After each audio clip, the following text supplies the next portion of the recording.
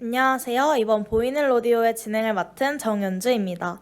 이번 회차는 새로운 MC님과 함께 돌아오게 되었는데요. 저와 함께 오늘의 라디오를 이끌어갈 MC 민정씨를 소개합니다. 안녕하세요. 연주 씨와 함께 어려운 법률 지식을 쉽고 재밌게 전달해드릴 로디오의 새로운 MC 배민정입니다. 영상으로만 보던 로디오에 진행자로 함께 할 수 있다니 너무 설레네요. 오늘은 또 어떤 유익한 법률 지식을 알아갈지 벌써 기대가 됩니다. 자, 그럼 김앤장 사회공헌위원회와 대교단이 함께하는 보이는 라디오, 오늘도 힘차게 시작해볼까요?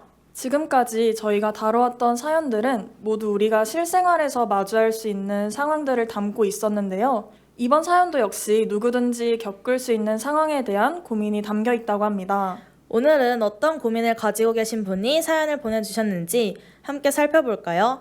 그럼 보이는 라디오의 5번째 사연 바로 만나보겠습니다. 서울에 살고 계시는 초등학교 교사 K님이 보내주신 사연이에요. 안녕하세요. 저는 서울에 살고 있는 27살 2년차 초등학교 교사입니다. 저는 현재 2학년 담임을 맡고 있어요. 얼마 전 새학기가 시작되어 새로운 반 아이들과 처음 만나게 되었습니다. 모든 아이들이 너무 사랑스럽고 귀여워서 힘든 줄도 모르고 벌써 2주라는 시간이 지나갔습니다.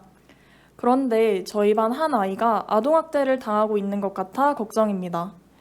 섣불리 신고를 하게 되면 아이에게 피해가 갈까 두려워 도움을 얻고자 사연을 보내게 되었습니다. 먼저 아이가 가정에서 아동학대를 당하는 것은 아닌지 의심하게 된 이유는 아이의 불규칙적인 등교예요.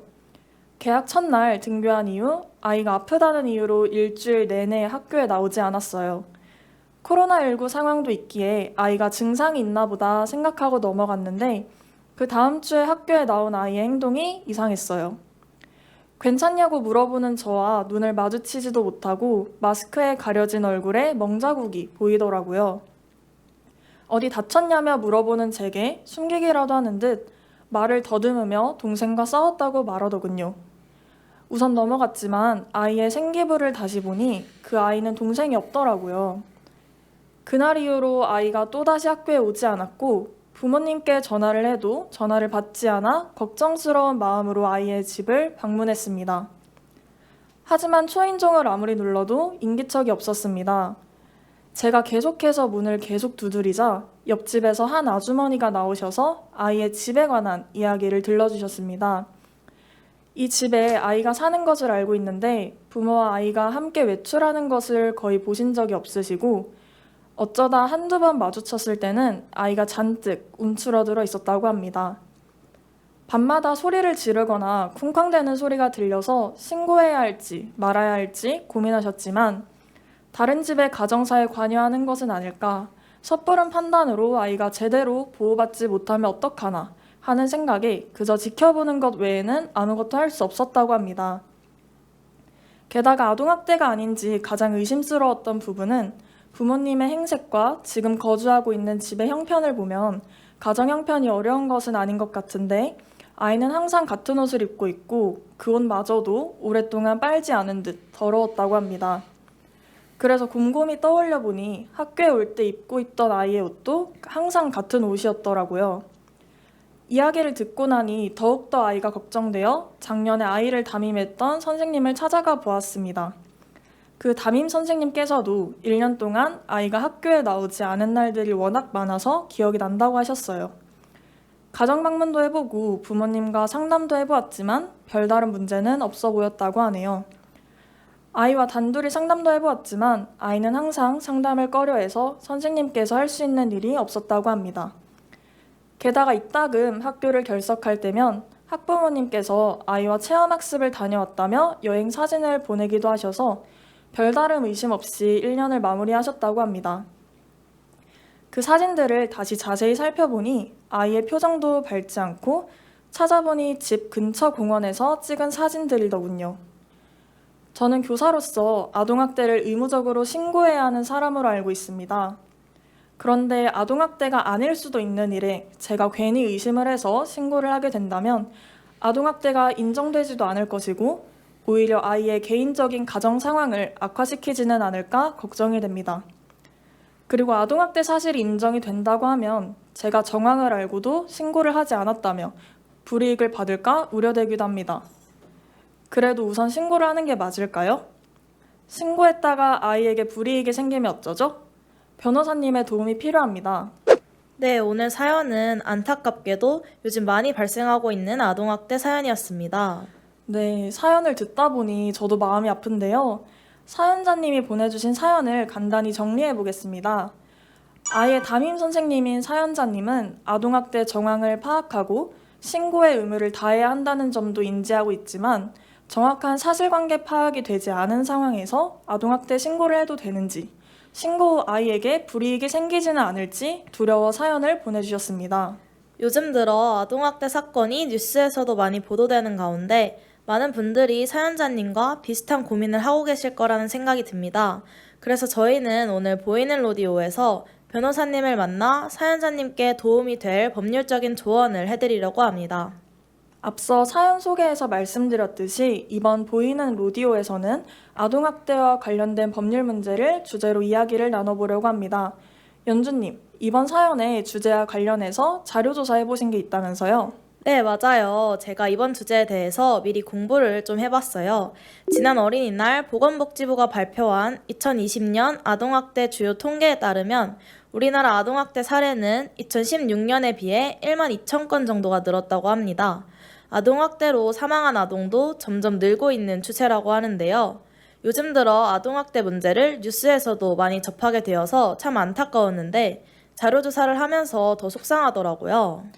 아, 그렇군요. 저도 최근에 아동학대 신고가 접수되었지만 아이들이 머물 시설이 부족해서 학대당한 원래 가정으로 돌아간 사례를 신문기사로 봤었는데 정말 우리나라의 아동학대 문제가 정말 심각하다는 생각이 드네요. 맞습니다. 신고 의무자나 의무기관이라 하더라도 정확한 사실을 확인하고 관리하는 권한이 불충분하고 강제성이 없다고 하더라고요. 그렇군요, 연주님. 정말 많이 찾아보고 오셨나 봐요. 평소 정말 안타깝게 생각하고 있던 사안이어서 열심히 찾아보려고 노력했던 것 같아요. 참 오늘 이 자리에서 사연자님께 필요한 지식을 알려주실 특별한 분을 모셨다고 들었는데요. 네, 맞습니다. 오늘은 아동기본법에 대한 전문적인 지식을 알려주실 강예은 변호사님을 모셔왔습니다. 와, 정말요? 너무 기대되는데요. 그럼 자세한 이야기를 나누어 보기 전에 변호사님 소개를 먼저 간단히 들어볼까요? 안녕하세요, 변호사님. 먼저 본인 소개부터 부탁드리겠습니다. 안녕하세요. 김현장 법률사무소에서 4년째 업무하고 있고 집에서는 새 아이를 기르고 있는 강예은 변호사입니다. 변호사님 안녕하세요. 오늘의 안타까운 사연도 변호사님의 도움으로 잘 해결될 수 있으면 좋겠습니다. 사실 아동학대 문제는 요즘 주변에서도 정말 자주 접하게 되는 것 같아요. 맞아요. 신문 기사에서도 많이 보이고 드라마 같은 대중매체에서도 자주 등장하는 것 같아요. 아동학대에 대한 경각심도 많이 개선되고는 있지만 여전히 부족한 것 같고요. 네, 맞습니다. 저도 어제 아이들이 나오는 리얼리티 프로그램을 보는데 댓글에 아이들이 맞으면서 크질 않아서 이렇게 버릇이 없네라는 말들이 있더라고요. 여전히 아동학대를 당연하게 생각하는 분들이 많은 것 같아 굉장히 안타까웠어요. 아, 이렇게 아동학대에 대한 인식이 제대로 형성되지 않으면 아동학대 신고도 어려워지겠어요. 아동학대 문제에 대한 사회의 관심이 정말 필요한 것 같습니다. 변호사님, 혹시 아동학대를 규정하고 있는 관련 법률을 알려주실 수 있나요? 네, 먼저 아동 그리고 아동학대의 정의가 무엇인지 및 보호 대상 아동에 대하여 할 수 있는 보호 조치, 기타 아동학대 예방 및 방지를 위한 조치를 정하고 있는 법으로 아동복지법이 있습니다. 아동복지법은 아동의 보호자가 아동을 건강하고 안전하게 양육하여야 할 책무를 부여함에 그치지 않고 국가와 지방자치단체 역시 아동의 안전, 건강 및 복지 증진을 위한 정책을 수립하고 시행하여야 할 책무가 있다고 정하고 있습니다. 또한 약 일주일 전이었던 11월 19일을 아동학대 예방의 날로 지정하고 있기도 합니다. 그 외에도 아동학대 범죄 및 그 범죄에 대한 처벌과 관련된 법으로 형법 외에 아동학대 범죄의 처벌 등에 관한 특례법이 있습니다. 아동들이 제대로 보호받을 수 있도록 하는 법인 것 같네요. 그런데 최근에는 아동학대 관련 사건, 사고들이 정말 많았잖아요. 혹시 이런 사회 분위기를 반영해서 최근 아동학대 관련 법률이 새로 제정되거나 개정되기도 하였나요? 네, 맞습니다. 몇 가지 소개해 드릴 만한 개정이 있었습니다. 작년, 재작년 유독 아동학대와 관련된 안타까운 사건이 많았는데요. 이를 계기로 하여 아동학대 범죄 처벌법이 개정되었습니다. 먼저 기존에 아동학대로 인하여 사망의 결과에 이르게 한 경우에 적용되던 아동학대 치사죄에 더해서 아동학대 행위에 살해의 고의가 있는 경우 보다 높은 형으로 처벌할 수 있도록 아동학대 살해죄가 신설되었습니다. 아동학대 살해죄의 경우 사형, 무기 또는 7년 이상의 징역에 처할 수 있어 일반 살인죄가 사형, 무기 또는 5년 이상의 징역을 법정형으로 하고 있는 것보다 가중된 법정형을 정하고 있습니다. 그 외에도 개정 아동학대범죄처벌법은 신고 의무자의 신고가 있는 경우 즉시 조사 또는 수사에 착수하도록 하였고, 과거 피해 아동을 위하여 할 수 있던 조치였던 응급조치 기간을 연장할 수 있는 근거를 두었습니다. 피해 아동에게 변호사가 없는 경우 국선 변호사를 의무적으로 선정하기도 하였습니다. 아동복지법 역시 개정이 있었는데요. 이른바 즉각분리 제도가 2021년 3월 말부터 시행되고 있습니다. 학대 피해가 강하게 의심되는 경우 또는 조사 과정에서 보호자가 아동에게 답변을 거부하게 하거나 거짓 답변을 하도록 방해하는 경우 정식 보호 조치가 있기 전까지 우선 학대 의심자와 아동을 분리시켜 학대 피해 아동 쉼터 등에서 일시 보호하도록 하는 조치입니다. 이는 아동학대가 보호자에 의하여 이루어지기 때문에 보호자에게 복귀함에 따라 재학대가 이루어지는 것을 방지하기 위한 것입니다. 한 가지 더 소개할 내용이 있는데요. 바로 민법상 징계권의 폐지입니다. 민법 제915조는 종래 친권자는 그 자아를 보호 또는 교양하기 위하여 필요한 징계를 할 수 있고 법원의 허가를 얻어 감화 또는 교정기관에 위탁할 수 있다고 정하고 있었습니다. 이 조항은 민법이 처음 제정된 당시부터 존속해오던 것인데요. 물론 이 조항이 있다고 하여 명백히 학대에 해당되는 범죄가 처벌이 불가능한 것은 아니었습니다. 그러나 어느 정도가 훈육이고 어느 정도가 체벌인지 명확한 선을 긋기 어렵다는 점 때문에 아동보호기관 또는 수사기관이 적극적으로 개입하기 어려웠던 측면이 있었고, 아동학대 범죄 가해자의 변명의 근거가 된다는 점에서 삭제하여야 한다는 주장이 지속적으로 제기되어 왔습니다. 결국 2021년 1월 26일부터는 징계권이 사라지게 되었습니다. 사연자님께서는 아동학대 정황을 조심스럽게 지켜보고 계셨던 것 같은데, 변호사님 혹시 이 정도면 아동학대로 의심해 볼 수 있다라는 법적인 기준이 따로 있나요? 먼저 아동복지법은 아동학대를 보호자를 포함한 성인이 아동의 건강 또는 복지를 해치거나 정상적 발달을 저해할 수 있는 신체적, 정신적, 성적 폭력이나 가혹행위를 하는 것과 아동의 보호자가 아동을 유기하거나 방임하는 것이라고 정의하고 있어 신체적, 정신적, 성적 가혹행위, 그리고 유기 또는 방임 이렇게 4가지로 유형화하고 있습니다. 아동복지법 제10조의 2에 따라 보건복지부 장관이 설립한 아동권리보장원은 구체적인 학대 행위의 내용과 예시, 그리고 학대가 이루어졌다고 볼 수 있는 징후를 설명하고 있습니다. 따라서 이에 해당하는 경우 학대 행위에 해당될 여지가 높다고 할 수 있겠습니다.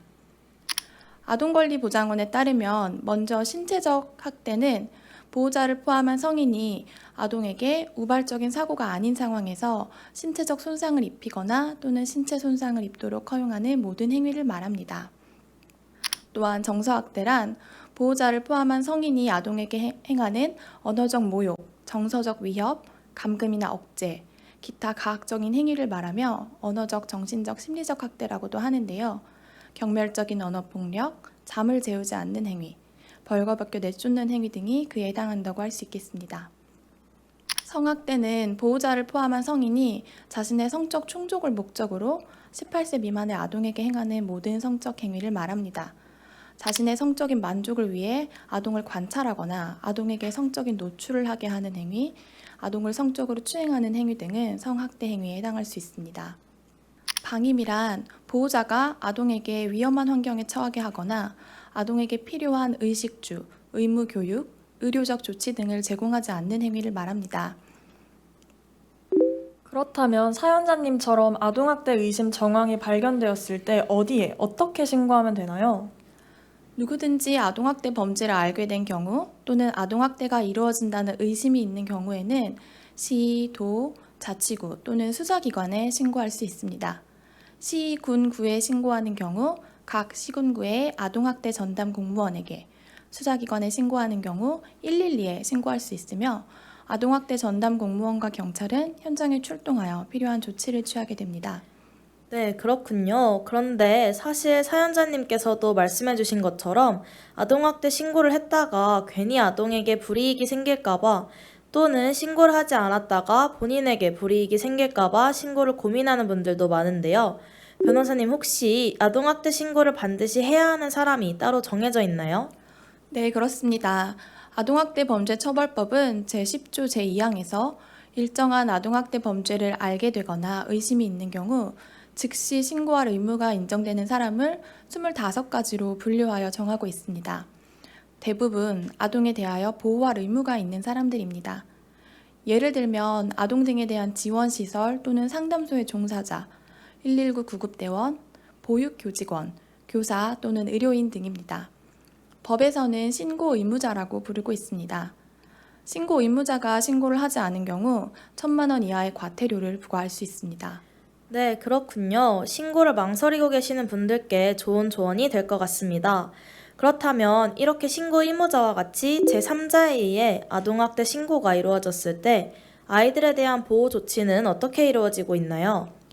수사기관 및 아동학대 전담 공무원은 응급하게 학대 행위를 제지하고 피해 아동을 격리시키거나 치료할 수 있습니다. 이를 응급조치라고 합니다. 특히 아동학대가 의심되어 출동한 경찰에게 가해자가 문을 열어주지 않는 경우가 있는데요. 아동학대 범죄 처벌법에 따라 경찰은 그 장소에 출입할 수 있습니다. 그 외에도 보호대상 아동에 관한 보호 조치에 대하여 아동복지법이 정하고 있는데요. 아동에 대한 상담, 가정위탁보호, 아동복지시설 입소, 아동에 대한 치료 및 입양 관련 조치 등이 있습니다. 또한 판사는 아동학대 행위자에 대하여 피해 아동의 보호를 위하여 주거로부터의 퇴거, 접근 금지 등의 임시 조치를 취할 수 있습니다. 네, 맞습니다. 그런데 사실 저는 피해 아동의 경우도 어디에 어떻게 신고해야 할지 몰라 혼자 힘들어하는 경우가 많다고 들었어요. 변호사님, 그렇다면 아동학대를 당하고 있는 아동은 어디에 신고하면 되나요? 먼저 앞서 다른 신고자들과 마찬가지로 시군구의 아동학대 전담 공무원 또는 112에 직접 신고를 하는 방안이 있습니다. 그 외에도 신고 의무자에 해당하는 보육교사 또는 교사, 의료인 등에게 학대 사실을 밝히고 신고를 요청하는 방안도 있겠습니다. 그렇다면 피해 아동이 학대 사실을 신고한 후에는 어떤 도움을 받을 수 있나요? 앞서 말씀드린 피해 아동에 대한 보호 조치에 있어서 기본 원칙은 아동의 이익을 최우선적으로 고려해야 한다는 점입니다. 따라서 어떠한 조치든 그 피해 아동의 의사가 적절히 반영되게 됩니다. 그 의사에 기반하여 피해 아동은 상담을 받거나 친족의 가정에서 양육받거나 위탁가정 또는 아동복지시설에서 양육을 받을 수 있습니다. 또한 필요시에는 일시보호시설에 입소하여 상담, 건강검진, 심리검사 등을 받을 수 있습니다. 지금까지 변호사님과 함께 아동학대에 대해 이야기해 보았는데요. 마지막으로 꼭 기억해야 할 중요한 법률적인 부분들을 간단하게 정리해 주신다면 어떤 게 있을까요? 가장 최우선적으로는 아동에 대한 훈육이라 할지라도 어떠한 경우에도 폭력은 정당화될 수 없다는 점을 기억하여야 할 것입니다. 특히 부모의 징계권이 폐지되었으므로 부모 역시 아이를 존중하고 문제 상황과 그것이 문제되는 이유를 단호한 어조로 설명하는 등 대안을 마련해야 할 것입니다. 또한 신고 의무자에 해당하는 경우 반드시 신고를 통하여 아동이 보호될 수 있도록 하여야 한다는 점을 기억하면 좋을 것 같습니다. 네, 지금까지 보이는 라디오 5화에서는 아동학대가 의심된다는 사연을 보고 아동학대 관련 법률에 대해 알아보는 시간을 가져보았는데요. 더 많은 사람들이 알아야 할 것 같고 또 우리 주변의 아이들에게 더 많은 관심을 가지는 세상이 되었으면 좋겠어요. 오늘 함께 해주신 변호사님, 보이는 로디오의 5번째 이야기에 참여해주신 소감 여쭤봐도 괜찮을까요? 네, 뜻깊은 자리에 함께할 수 있어 영광이었고 꽃으로도 때리지 말라는 말 스스로도 마음속에 새기는 계기가 되었습니다. 감사합니다. 네, 오늘의 보이는 로디오는 여기까지입니다. 아쉽지만 저희는 언제나 생활 속 법률 문제로 고민하고 계시는 시청자분들, 생활 속 법과 관련해 궁금증이 있으신 모든 분들의 사례를 기다리고 있으니까요. 화면 하단에 적혀있는 이메일이나 연락처로 사연을 접수해 주시면 오늘처럼 변호사님과 함께 법률적인 내용들을 다뤄드리겠습니다. 혼자 고민하지 마시고 언제든 사연 보내주시길 바래요. 그럼 저희는 다음 화에 다시 찾아뵐게요.